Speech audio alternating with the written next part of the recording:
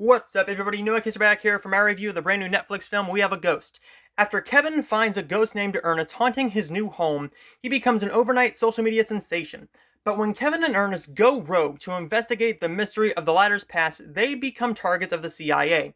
So this family moves into a brand new house. Kevin's family moves into a brand new house, and they have a ghost named Ernest.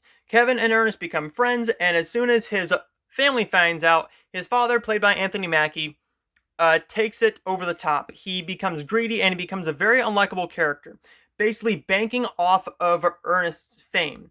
People find him funny, some women find him very attractive, and Ernest is played by David Harbour. Ernest is a very likable character. However, this is a film that has an unlikable father that is a side character but also becomes a very integral part to the story. Because you feel sorry for Ernest because the father is banking off of his popularity. Now, would we do the same thing? I can't say that many of us wouldn't. However, Anthony Mackie is so unlikable that it brings this film down a little bit for me, because this guy just takes it so over the top with a TV show and news and news reporters coming to interview them about Ernest, and people want to come to the house to see Ernest.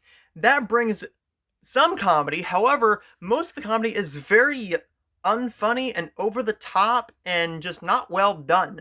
What really works is when it's just Kevin and Ernest. That dynamic makes this film worth it. They introduce a romance storyline with Kevin and his friend from school, who's also his next door neighbor. That's very sweet when it's done. But what really makes this film watchable and funny for me is when it's just Kevin and Ernest, because that is just a great dynamic. David Harbour and Jahi Winston have tremendous chemistry together.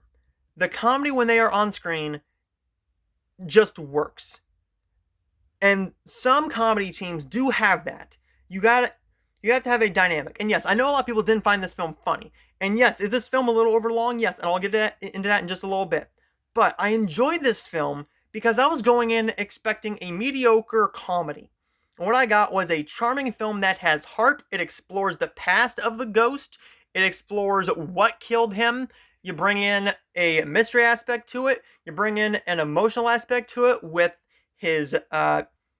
with Ernest's family. And I just really enjoyed this film for exactly what it was. It's over the top. It's cheesy. However, the father is really unlikable with banking on this and going way too over the top. And this film is overlong. At an hour and 55 minutes long. An hour and 55 minutes, I believe, without the end credits. 1 hour, 127 minutes. 2 hours and 7 minutes with the end credits. A little overlong for this comedy. I thought you easily could have shaved off some of the scenes.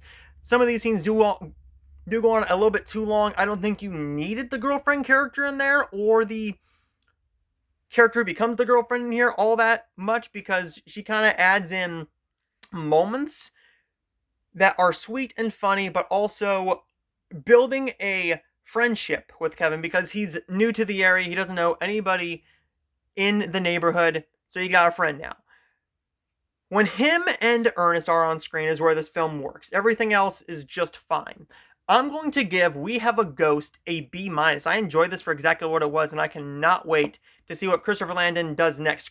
And if you don't know who Christopher Landon is, he's made some tremendous films. Happy Death Day, Freaky, Scout's Guide to the Zombie Apocalypse. I was not a big fan of Happy Death Day 2, but I wanted a third Happy Death Day film, because why not? You also could give us a Freaky 2 if you wanted to.